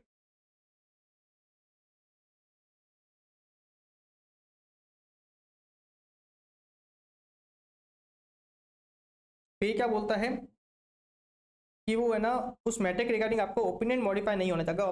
अगर आपका ओपिनियन मॉडिफाई हो रहा है तो आप उसको क्या करोगे, एज पर ऐसे 705 डील करोगे। अब देखिए ये यहाँ पे है ना मेन चीज बता रहा है, जो इस क्वेश्चन में मेन चीज बताई थी, क्या बता रहा है। तो auditor has relied upon management representation letter only, he has not performed any other audit procedure like verifying contact with the customer, status of arbitration proceeding. Since management representation by themselves do not constitute sufficient appropriate audit evidence, performing necessary audit procedure may lead auditor to conclude whether modification in opinion is necessary. In such circumstances, matter cannot be included in the emphasis of matter paragraph. मैंने क्या बोला कि वहाँ पे अपना miss statement होती है, अगर आपका ओपिनियन मॉडिफाई होता तो आपको उसका एज पर ऐसे 5 डील करते, आप वहाँ पे emphasis तो matter paragraph रिपोर्ट नहीं करते। इसलिए क्या बोल रहे हैं, therefore auditor should form his opinion by performing necessary audit procedure and obtaining sufficient appropriate audit evidence. It is only when he concludes that modification of opinion is not required as a result of said matter in terms of SA 705, the said matter may be included in emphasis of matter paragraph, right। ध्यान रखना, अगर ये जो matter है, अगर ये ध्यान रखना, क्या अगर क्राइटेरिया मीट करता है एस 701 वाला, तो आप उसको क्या करते हैं, एज पर एस 701 देते। अगर वो क्राइटेरिया मीट नहीं होता तो हम देखते क्या ये as per S 706 as a emphasis of matter paragraph इसको रिपोर्ट करना चाहिए या नहीं करना चाहिए। इम्फेसिस ऑफ मैटर पैराग्राफ की क्या क्राइटेरिया थी, पहला तो वो क्या होना चाहिए, फंडामेंटल टू है ना user understanding of the financial statement होना चाहिए, साथ में उसका डिस्क्लोजर होना चाहिए फाइनेंशियल स्टेटमेंट में, साथ में उसका डिस्क्लोजर होना चाहिए फाइनेंशियल स्टेटमेंट में। तब आप क्या कर सकते हो, उसको as a emphasis of matter paragraph दे सकते हो।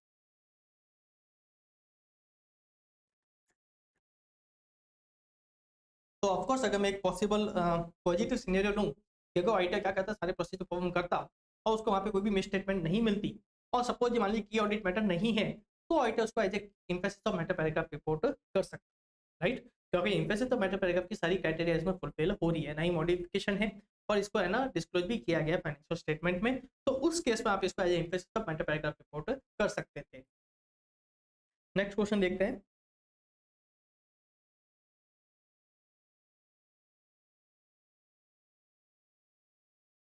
देखिए एक BDS लिमिटेड है, आप क्या कर रहे हो, उसकी ऑडिट कर रहे हो, कुछ मैटर आपके है ना नोटिस में आए हैं और ऑडिटर क्या कर रहा है, उन मैटर के रिगार्डिंग जो फाइनेंशियल स्टेटमेंट है जैसे उनका अटेंशन जा रहा है, उन मैटर्स के रिगार्डिंग ऑडिटर का ओपिनियन मॉडिफाई नहीं है।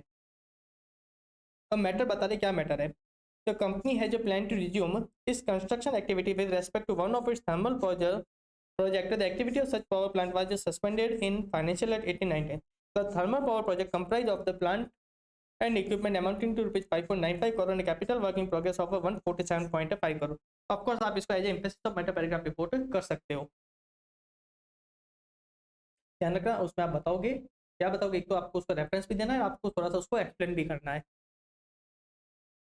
नेक्स्ट क्या है, the financial statement of 5 branches are included in the SFS of the BDS limited whose financial statement reflect total assets of 90 crore and the total revenue from operation 40 crore.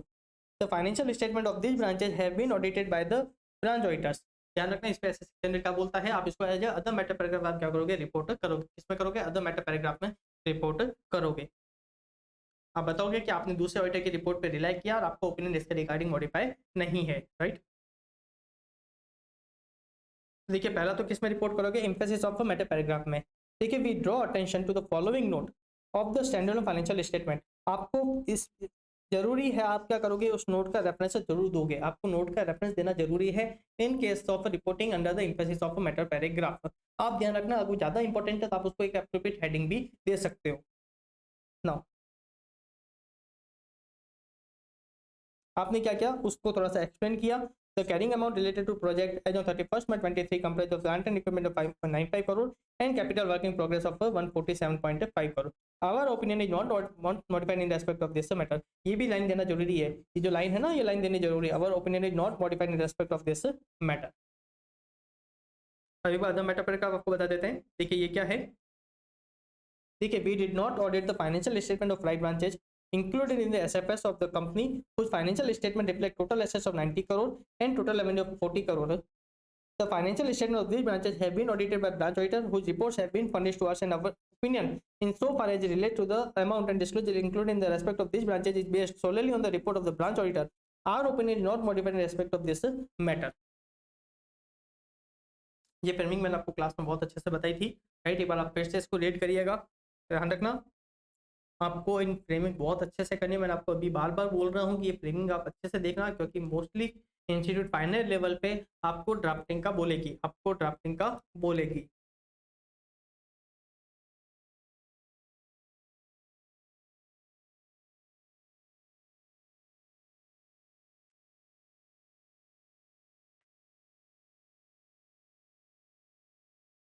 फिर ये क्या बोल रहा है, how does the inclusion of emphasis of matter paragraph in the auditor's report differ from the disclosure of की audit matter. दोनों में difference पूछ रहा है, एम्फेसिस ऑफ मैटर पैराग्राफ में और की ऑडिट मैटर पैराग्राफ में। तो आप क्या करोगे, पहले आप की ऑडिट मैटर आप इसको टेबुलर फॉर्मेट में आप क्या करना है, इसका आंसर प्रेजेंट करना। एक साइड आप की ऑडिट मैटर बताना क्या होता है, दूसरे साइड बताना एम्फेसिस ऑफ मैटर पैराग्राफ क्या होता है। फिर आप दोनों के क्राइटेरिया बताना, की ऑडिट मैटर और एम्फेसिस ऑफ मैटर पैराग्राफ के क्या करना, क्राइटेरिया बताना, राइट। फिर आप बताना अगर कोई मैटर दोनों ही ट्रीट होते हैं, एम्फेसिस तो मैटर पैराग्राफ भी और की ऑडिट मैटर पैराग्राफ भी। तो आप क्या करोगे, उसको की ऑडिट मैटर क्या करोगे, रिपोर्ट करोगे, बराबर।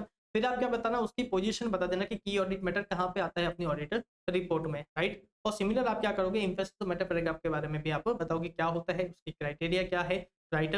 सिमिलरली आप बताओगे कि अगर मैटर क्या है, की ऑडिट मैटर भी है और एम्फेसिस तो मैटर पैराग्राफ भी है, तो उसको एज की ऑडिट मैटर दिया जाएगा।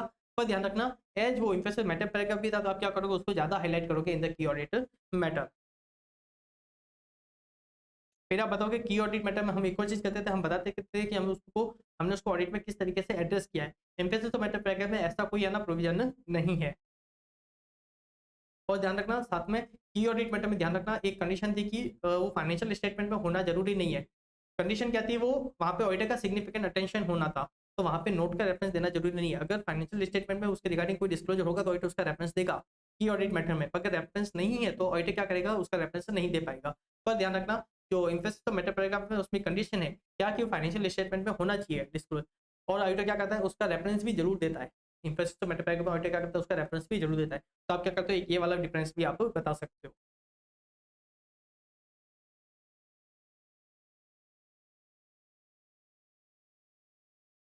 नेक्स्ट क्वेश्चन देखते हैं अपन। एक बीटा लिमिटेड है, उसकी 5 सब्सिडरी है, उसके ऑडिटर है XYZ।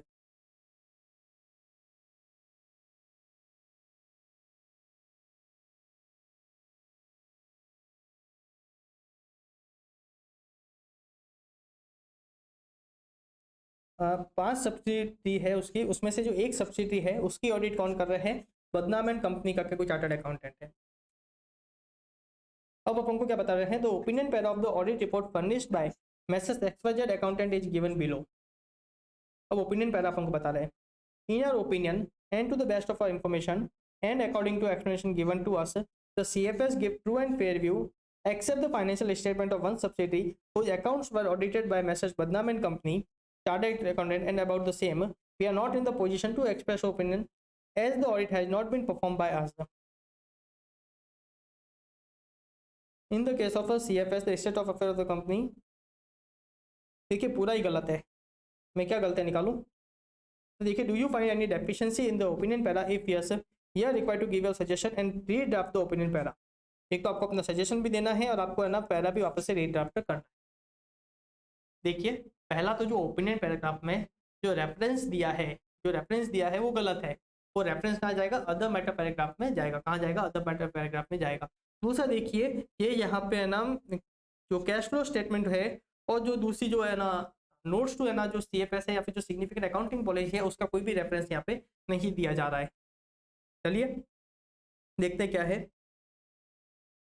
तो देखिए, एक तो आया है ना, पहले तो डेफिशिएंसी बता रहे क्या क्या डेफिशिएंसी है। तो पहले तो बता रहे जो रेफरेंस दिया ना, ये रेफरेंस कहाँ जाएगा? अदर मैटर पैराग्राफ में जाएगा, ना कि ओपिनियन वाले पैराग्राफ में जाएगा। दूसरा ये बोल रहे जो कैश फ्लो स्टेटमेंट के रिलेटेड कोई भी है ना रेफरेंस नहीं दिया गया है ओपिनियन पैराग्राफ में, जो देना जरूरी है।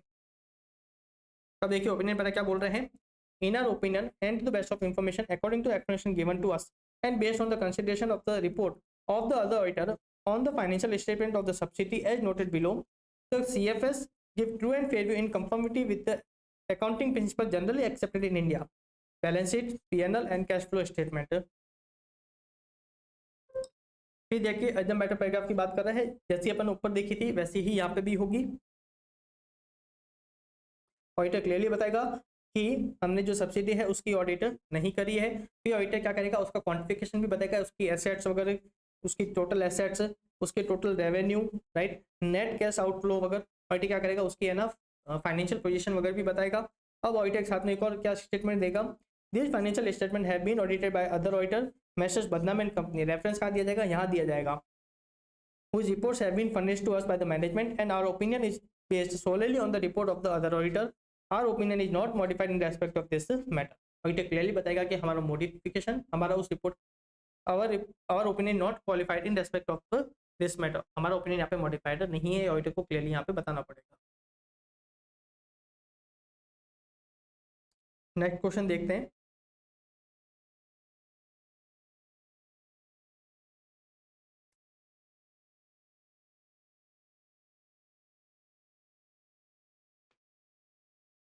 देखिए, एक डी लिमिटेड है, उसका टर्नओवर कितना है? 25 करोड़ का। उसकी USA में ब्रांच है, उसका टर्नओवर कितना है? 10 लाख। जो हमारा जो ब्रांच थी USA में, वो है ना स्टॉर्म के कारण क्या हुआ? सिग्निफिकेंटली अफेक्ट हुई और हमारे वहाँ पे जितने भी रिकॉर्ड्स थे वो क्या हो गए? डिस्ट्रॉय हो गए। Due to unavailability of record, the financial statement of D Limited for the financial year 22-23 did not include the figures pertaining to the said branch. As the statutory auditor of D Limited, how will you report on the same? कैसे report करेंगे?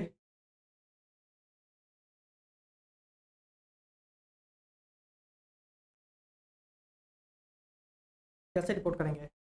Company का जो turnover है वो कितना है? 25 करोड़ का। Branch का जो टर्नओवर है वो कितना है? 10 लाख का। तो एक चीज़ आपको यहाँ पे समझ में आनी चाहिए कि मैटर कैसा है। मटेरियल तो है, परवेजिव नहीं है। मटेरियल तो है पर परवेजिव नहीं है, क्योंकि जो ब्रांच का जो टर्नओवर था वो कितना था? सिर्फ 10 लाख का। अगर मैं कंपनी की बात करूँ तो कंपनी का 10% होता है 2.5 करोड़। अगर मैं उसका भी है ना 10% करूँ, राइट, वो कितना होता है? 0.25 लाख का, राइट। तो मतलब कंपनी का 1% भी कितना होता है? 0.25 लाख का। और जो ब्रांच का जो टर्नओवर है वो उतना भी नहीं है। ब्रांच का टर्नओवर उसका 1% भी नहीं है, राइट। इवन अगर मैं बात करूँ तो उसका 0.5% भी नहीं है, 0.5% भी नहीं है। तो मटेरियल जो है वो परवेजिव तो नहीं है, राइट। अब अगर मान लीजिए कंपनी उसका क्या करती है, एडिक्वेट डिस्क्लोजर देती है, अगर कंपनी फाइनेंशियल स्टेटमेंट में उसका एडिक्वेट डिस्क्लोजर देती है, तो हम क्या करेंगे, यहाँ पे अपना ओपिनियन तो मॉडिफाई नहीं करेंगे, तो उसको क्या करेंगे, as emphasis of matter paragraph में दे सकते हैं। क्या कर सकते हैं, एम्फेसिस ऑफ मैटर पैराग्राफ में दे सकते हैं। तो मान लीजिए कंपनी उसका एडिक्वेट डिस्क्लोजर नहीं देती, कंपनी उसका एडिक्वेट डिस्क्लोजर नहीं देती है, तो हम क्या करेंगे, हमारे ओपिनियन को मॉडिफाई करेंगे। कैसा ओपिनियन एक्सप्रेस करेंगे, क्वालिफाइड। कैसा करेंगे, क्वालिफाइड।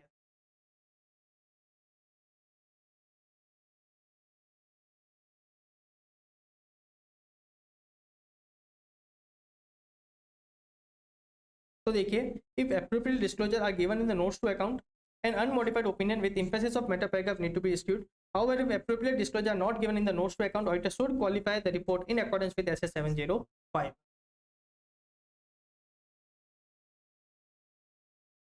ओके, ये अगेन आप सेल्फ देख सकते हो।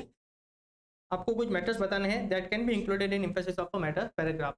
मान लीजिए कोई है ना, financial statement special purpose framework पे के बेसिस पे बने हुए हैं, स्पेशल पर्पस फ्रेमवर्क के बेसिस पे, या फिर मान लीजिए कोई है ना, सिग्निफिकेंट इवेंट वगैरह हुआ है, राइट, सिग्निफिकेंट इवेंट वगैरह हुआ है, या फिर मान लीजिए कोई सब्सिक्वेंट इवेंट वगैरह हुआ है after date of financial statement, date of auditor's report, जो आपको लगता है इंपॉर्टेंट है यूजर्स की अंडरस्टैंडिंग ऑफ फाइनेंशियल स्टेटमेंट के लिए, तो वो क्या कर सकते हो आप यहाँ पे डाल सकते हो। क्या कर सकते हो आप यहाँ पे डाल सकते हो।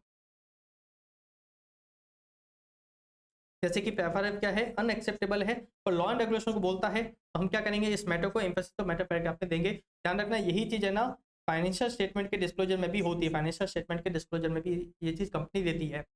फिर मान लीजिए फाइनेंशियल स्टेटमेंट है ना, स्पेशल पर्पस फ्रेमवर्क के अकॉर्डिंग बने हैं,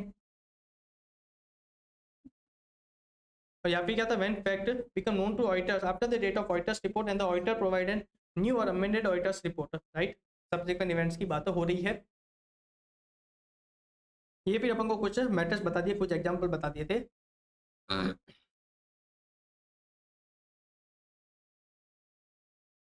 नेक्स्ट क्वेश्चन देखते हैं।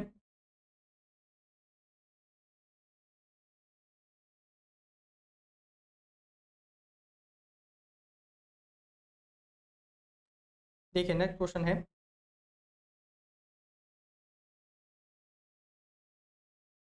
एक AKB करके एसोसिएट है, और CF फर्म जो अपॉइंट हुई है as auditor of Rika limited.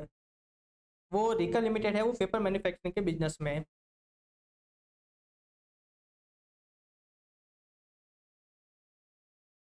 अब कुछ ड्यूरिंग द ऑडिट उनको कुछ फैक्ट सामने आए हैं, और वो फैक्ट अपन को क्वेश्चन में बता रहे हैं। क्या फैक्ट है, the management has disclosed in the financial that during the year one of the warehouse of the company was affected due to major flood.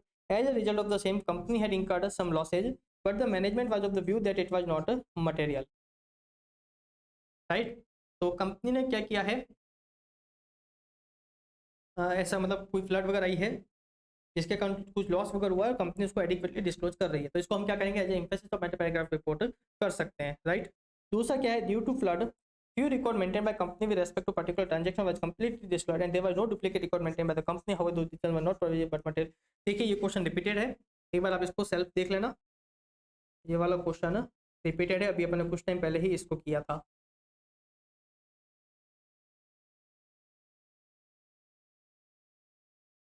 देखिए पहले वाले में एम्फेसिस मैटर पैराग्राफ था, और दूसरे वाले में क्या था, मॉडिफिकेशन ऑफ ओपिनियन था।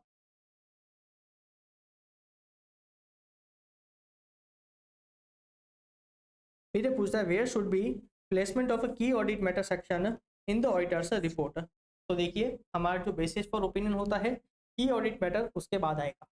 पर मान लीजिए सर्कमस्टेंस ऐसे हैं कि जो गोइंग कंसर्न वाला जो पैरा होता है ना, उसको अगर हमको डालना है, तो ओपिनियन के बाद गोइंग कंसर्न वाला पैरा आएगा, दैट इज मटेरियल अनसर्टेनिटी वाला, उसके बाद क्या आएगा, की ऑडिट मैटर आएगा, बराबर। अब एक और नया सर्कमस्टेंस है, मान लीजिए एम्फेसिस ऑफ मैटर पैराग्राफ भी अपनी ऑडिट रिपोर्ट में है, तो ध्यान रखना कि एम्फेसिस ऑफ मैटर पैराग्राफ या तो की ऑडिट मैटर से जस्ट पहले आएगा या उसके जस्ट बाद में आएगा, depending upon the significance of the matter, बराबर। तो आपको इस तरीके से क्या करना पड़ेगा, अपना आंसर देना पड़ेगा की ऑडिट मैटर कहाँ आता है अपनी रिपोर्ट में। तो सबसे पहले आप नॉर्मल कंडीशन लोगे कि जहाँ पे कुछ भी नहीं है, आप बताओगे बेसिस फॉर ओपिनियन के बाद में आएगा।